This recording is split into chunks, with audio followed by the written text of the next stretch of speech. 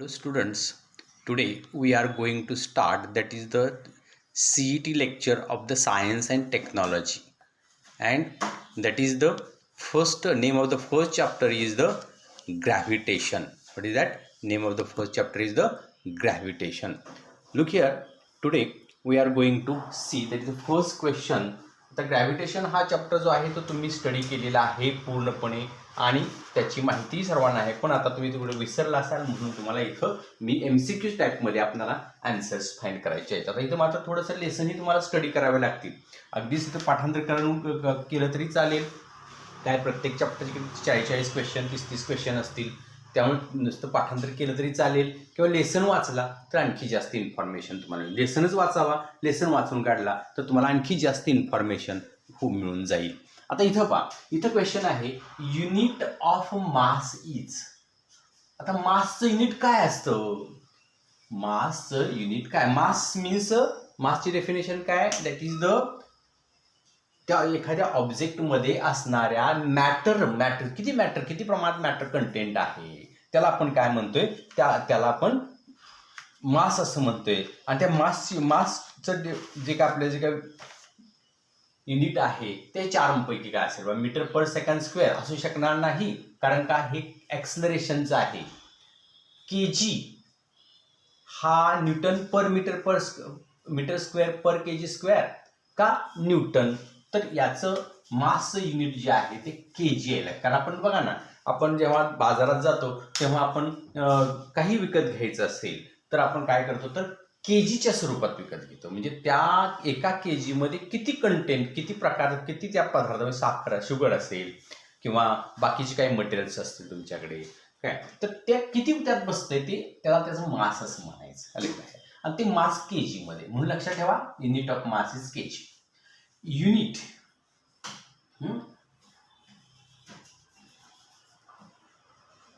Unit of weight is वेटचं unit काय आहे? तर ऑप्शन हे 4 असणार आहेत. या तिन्हीला ऑप्शन लिहिले नाही, तर हे 4च ऑप्शन कन्सिडर करायचे. लक्षात घ्या. तर वेटचं जे युनिट आहे ते काय असणार? वेट हे न्यूटन मध्ये काउंट करतात. वेट कशामध्ये काउंट करतात? न्यूटन मध्ये. आलं का लक्षात? वेटचं युनिट काय झालं तर न्यूटन, म्हणजे त्याचं हे सेकंडचं answer. Second. Unit of acceleration म्हणजे त्वरण. Change in velocity is called acceleration. Change in velocity is called acceleration. आणि ते ॲक्सलरेशन मीटर पर सेकंड हे पाहिजे त्याचं आन्सर फर्स्ट. थर्डचं answer first. Unit of acceleration due to gravity is the metre per second. मग due to gravity acceleration असू दे. ॲक्सलरेशनचा अर्थ काय तुम्हाला मी सांगितला? That is change in velocity. V minus you divide by T. ॲक्सलरेशनचा फॉर्म्युला काय आपल्याकडे? V minus U by T. म्हणजे change in velocity divided by time. म्हणजे दिलेल्या एखाद्या युनिट टाइममध्ये त्या ऑब्जेक्टमध्ये, त्याच्या ऑब्जेक्टच्या इनिशियल व्हेलॉसिटीमध्ये आणि फायनल व्हेलॉसिटीमध्ये काय चेंज झालेला आहे, किती चेंज झालेला आहे, त्याच्यात तुम्हाला ॲक्सलरेशन मिळतं. आणि मग चेंज म्हणजे ते काहीतरी प्रमाण डिस्टन्स ट्रॅव्हल केलं असलं पाहिजे ना, आणि कितीतरी टाईममध्ये. म्हणजे metre initial velocity, final velocity, metre per second. Okay, हे झालं unit of acceleration due to gravity. Unit of gravitational constant.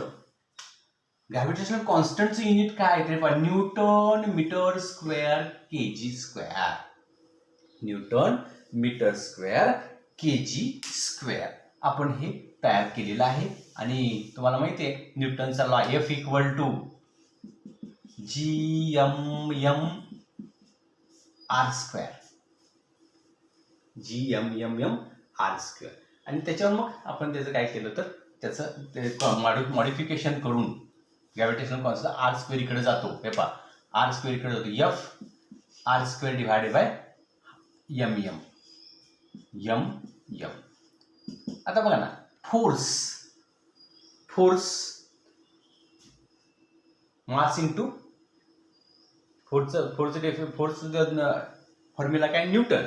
Okay नाही, न्यूटन. फोर्सचा फॉर्म्युला काय? न्यूटन. R स्क्वेअर रेडियस आहे मीटरमध्ये, आणि हा MM केजी मध्ये, केजी स्क्वेअर आहे. हा फोर्स मीटर स्क्वेअर आहे. फोर्सचा न्यूटन आरचा रेडियस म्हणजे मीटरमध्ये आणि हे केजी मध्ये दोघांचंही केजी स्क्वेअर, म्हणून ते त्याचं ॲक्सिलरेशनचं mass is a unit of the gravitational force काय झाला, ग्रॅव्हिटेशनल कॉन्स्टंट हा newton metre square per KG square. Okay, आता आपण त्याच्या पुढे जाऊ. आता हा क्वेश्चन पूर्ण संपला, याचा विषय इथं संपलेला आहे. आता मी दुसऱ्या क्वेश्चनला सुद्धा असंच केलेलं आहे, फक्त मी काय केलं त्याचे 4 ऑप्शन मांडले, ते तिघांसाठी कॉमनच घ्यायचे आपण. हे बघ इथं इनर्शिया, मास इज, मास हे कसं असतं, आता माझं बघा, mass is 0 at the centre असतं का, मेजर ऑफ इनर्शिया असतं का, same in the entire universe असतं का, डिपेंड्स ऑन द हाईट असतं.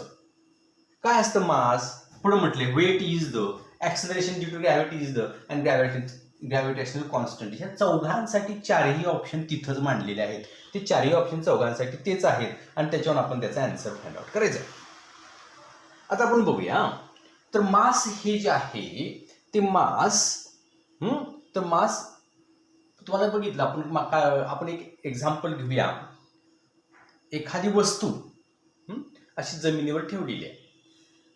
एक छोटी वस्तू ठेवली 10 किलोग्रॅमची आणि दुसरी एक वस्तू ठेवलेली आहे 20 किलोग्रॅमची. कोणती ओढायला तुम्हाला जास्त फोर्स लागेल रे? तर 10 किलोग्रॅमची ओढायला जास्त फोर्स लागेल का 20 kgची वस्तू ओढण्यासाठी तुम्हाला जास्त फोर्स लागेल? तर 20 kgची. म्हणजे त्याचं मास जास्त आहे. 20 kg हे मास जास्त आहे, म्हणून त्याच्यात इनर्शिया जास्त आहे. म्हणून त्याच्यात काय, इनर्शिया. इनर्शियाचा अर्थ मराठीमध्ये काय, तर जडत्व. इनर्शिया म्हणजे काय, जडत्व. त्याच्यावर फोर्स लावल्याशिवाय ते आपली दिशा किंवा आपली जी व्हॅलॉसिटी बदलू शकत नाही ना. आणि म्हणजे मास हे इनर्शिया, मेजर ऑफ इनर्शिया. म्हणजे जेवढं जास्त मास तेवढं इनर्शिया जास्त, जेवढं कमी मास तेवढं इनर्शिया कमी. म्हणून याचा आन्सर बी. याचा आन्सर काय येणार आहे, बी आन्सर येणार आहे. बी, मेजर ऑफ इनर्शिया. इथं सुद्धा तसं असतं बरं का. आपल्याला क्वेश्चनच्या पुढे असे 4 सर्कल देतात आणि त्या सर्कलमध्ये तुम्हाला काय करायचं, डार्क आन्सर बी आहे. तर बी याला आपण डार्क, ते ABCD असेल तिथे डार्क करायचं आणि ते ब्लॅक पेननी करायचं असतं. हे तुम्हाला प्रत्येक वेळेला मी सांगतच आलेलो आहे. तर हे mass is the measure of inertia, लक्षात घ्या. Mass is the measure of inertia. Weight is, आता वेट बघा, मला सांगा, आपण जेव्हा एखादी वस्तू अर्थ पासून जसजशी वर नेऊ तसं त्याच्यावरचं ग्रॅव्हिटेशनल फोर्स काय होत जातो, कमी होत जातो, बरोबर. आणि जसजसं त्यामुळे ग्रॅव्हिटेशनल फोर्स कमी होत जाईल म्हटलं की ऑटोमॅटिकली काय होणार, त्याचं जे काही वेट आहे ते कमी होत जाणार ना. आणि ग्रॅव्हिटेशनल फोर्स 0 जेव्हा होईल तेव्हा तिथं त्याचं वेट जे आहे ते 0 होईल. मास चेंज नाही होणार पण वेट 0 होईल. आणि जसं एखादी वस्तूला आपण खाली जर नेली, अशी पृथ्वीच्या सेंटरकडे जर नेली, अर्थच्या जर सेंटरकडे जर आपण घेऊन गेलो, तरी सुद्धा आपण तो स्टडी करताना पाहिलेला आहे.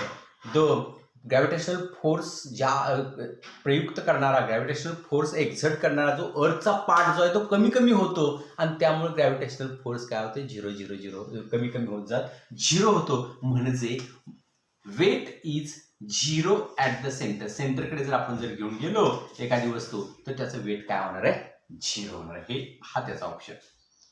चौघांसाठी एकच ऑप्शन आहे. Acceleration due to gravity. आता ऍक्सलरेशन ड्यू टू ग्रॅव्हिटीमुळे जे निर्माण होणारे ऍक्सलरेशन आहे, जसं आता त्याचं उदाहरण देतो तुम्हाला. एखादा चेंडू घेतला आपण, वर फेकला, तर जेव्हा तुमच्या हातामध्ये आहे तेव्हा त्याच्यावर ग्रॅव्हिटी जास्त ऍक्ट होत असणार आहे. जेव्हा वर फेकतो तेव्हा त्याला ती वस्तूला ते ग्रॅव्हिटी काय करते, ओढते. त्यामुळे त्याची व्हॅलॉसिटी हळूहळू कमी होते आणि उंचावर गेल्यानंतर एका ठिकाणी काय होते, तर त्याचं जी काही व्हॅलॉसिटी 0 होते आणि मग पुन्हा ते खाली यायला लागते. मग ऍक्सलरेशन ड्यू टू ग्रॅव्हिटी जी आहे ती हाईटवर डिपेंडंट असते.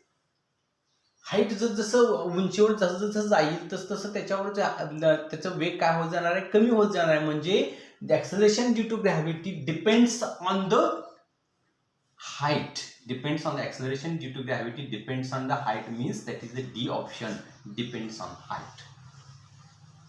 अँड ग्रॅव्हिटेशनल कॉन्स्टंट म्हणजे जी, जे ग्रॅव्हिटेशनल कॉन्स्टंटची जी व्हॅल्यू ऑफ जी, याला त्याला आपण युनिव्हर्सल कॉन्स्टंट असं म्हटलं. ग्रॅव्हिटेशनल कॉन्स्टंटला काय म्हटलेलं आहे आपण? युनिव्हर्सल कॉन्स्टंट म्हटलेलं आहे. आणि तो सर्व ठिकाणी समान असतो.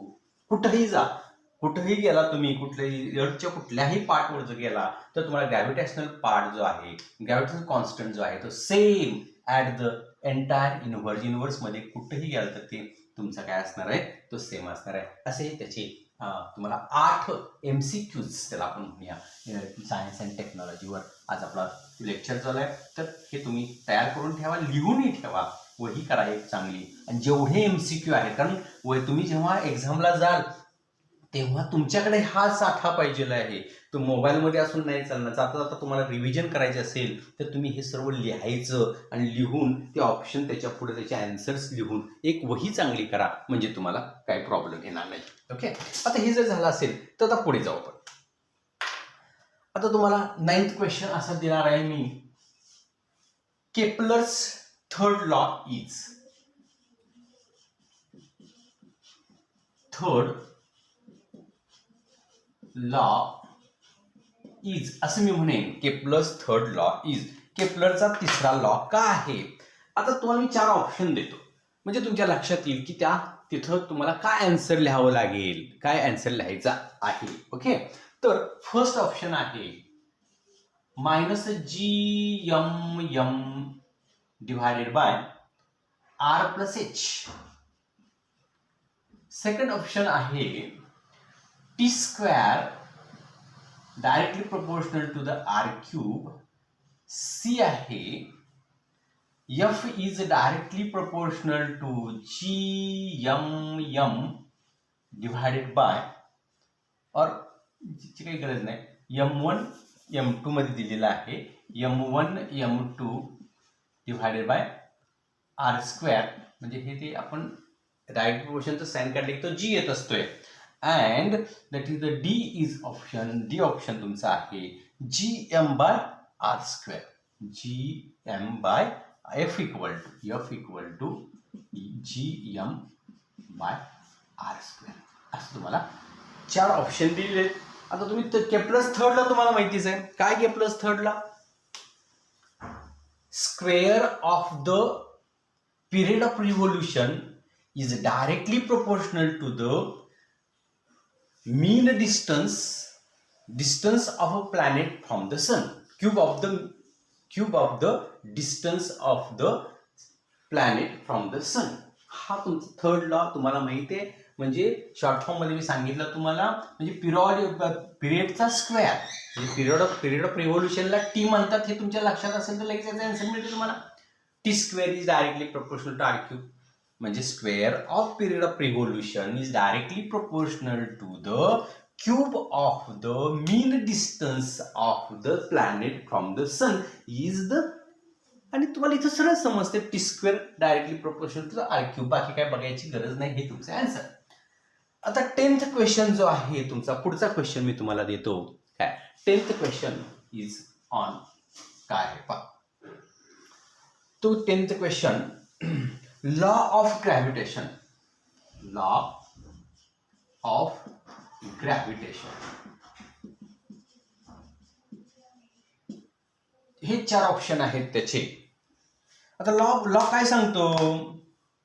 The force of attraction between the two objects. Force of attraction between the two objects is directly proportional to the product of their masses and inversely proportional to the square of distance between them. हे दोन जर masses जर एकमेकापासून दूर जर ठेवले तर तो काय सांगतो, तर त्या दोन मासेस त्या दोघांच्या मध्ये फोर्स ऑफ अट्रॅक्शन जो आहे तो फोर्स ऑफ अट्रॅक्शन हा काय करतो, तर दोन मासेच्या गुणाकाराशी समानुपाती आणि डिस्टन्सच्या वर्गाशी व्यस्तानुपाती, म्हणजे directly proportional to the product of their mass and inversely proportional to the square of distance between them. म्हणजे हे सी हे त्याचं आन्सर आहे. लक्षात घ्या, एफ इज डायरेक्टली प्रोपोर्शनल म्हटले पाहिजे. समजलं? म्हणजे तुम्हाला तिथं लॉ माहित पाहिजे, म्हणजे लक्षात येते. पुढे पुढचा जो क्वेश्चन आहे तो gravitational potential energy. Gravitational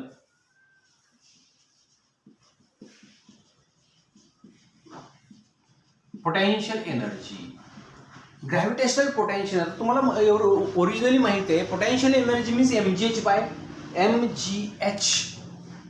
mgh divided by mgh. Gravitational potential energy काय असतो, mass into gravitational force into height.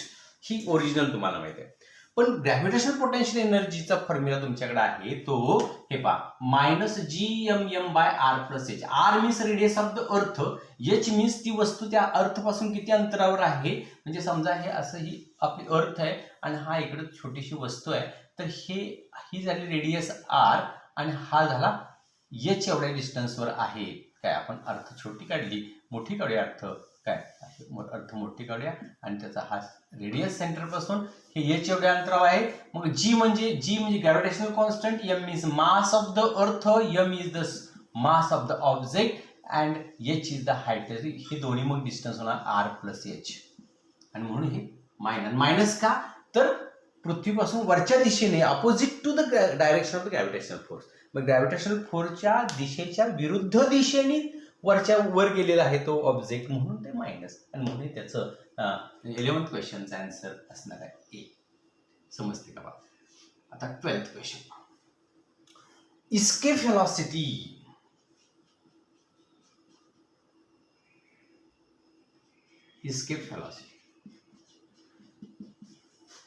Escape velocity त्याला आपण फी ESC असंही म्हणतो, लक्षात घ्या. त्याला आपण फी ESC म्हणतो.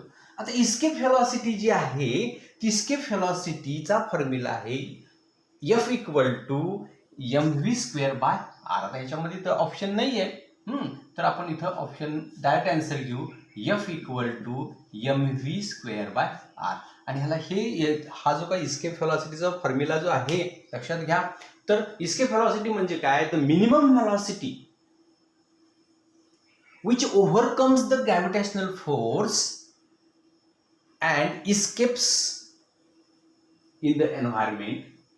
जी व्हेलॉसिटी म्हणजे मिनिमम व्हेलॉसिटी जी आहे, जी व्हेलॉसिटी ग्रॅव्हिटेशनल फोर्सवर काय करते, मात करून त्या ग्रॅव्हिटेशनल फोर्स मधून बाहेर पडते, त्याला आपण इस्केप व्हेलॉसिटी म्हणतो. त्याला मुक्तिवेग, मराठीमध्ये आपण काय म्हणतो, मुक्तिवेग. त्याला फी ESC म्हणजे F equal to mv² by r. आणि 13th क्वेश्चन आहे, असे 4 देतील, त्यातला एक कट करतील तर हा ऍड करतील, 4 ऑप्शन देतील, लक्षात घ्या. आणि एक क्वेश्चन तुम्हाला त्याच याच्यावर असा बघितला तर तो सेंट्रिपिटल फोर्स. इस्केप व्हेलॉसिटी जो आहे ना, तो तुम्हाला GM असा हे फॉर्म्युला आहे याच्यामध्ये पहा, r², हा बसतोय. आणि पुढचा जो आहे तो सेंट्रिपिटल फोर्स, हा फॉर्म्युला आपला इस्केप व्हेलॉसिटीचा आहे. आणि सेंट्रिपिटल फोर्स जी आहे, ती सेंट्रिपिटल फोर्स मीन्स काय, तर F equal to mv² by r. मग लक्षात ठेवा, हे सेंट्रिपिटल फोर्स म्हणजे काय, व्हेन वी रिव्हॉल्व, बघा लक्षात घ्या, when we revolve any object or when any object revolve around the circle or circular path, at that time that force acting on that object towards the center, that is centripetal force. म्हणजे एखादी वस्तू वर्तुळाकार मार्गाने फिरत असताना त्या वस्तूवर जो फोर्स ऍक्ट होत असतो केंद्राच्या दिशेने, सेंट्रिपिटल फोर्स म्हणजे केंद्राच्या दिशेने ऍक्ट होत असतो, तो काढायचा असेल F equal to mv² by r. हे आपल्याला इथं सांगता येईल. इथे किती का लक्षात पहा. आता पुढचा क्वेश्चन हे झाले तुमचे 13 क्वेश्चन पहा. 14th क्वेश्चन असा, हे सगळं पाठ करून ठेवा म्हणजे तुमच्या लक्षात राहील. ओके. 14th क्वेश्चन असा आहे, the orbit of the planet, orbit of the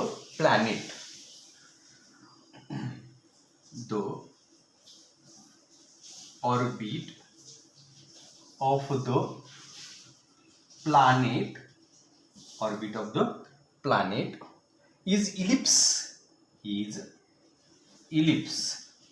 म्हणजे प्लॅनेटचा ऑर्बिटचं म्हणजे प्लॅनेट कोणत्या मार्गाने फिरत असतोय, इलिप्टिकल ऑर्बिटने, हो की नाही. Orbit of the planet is ellipse with the sun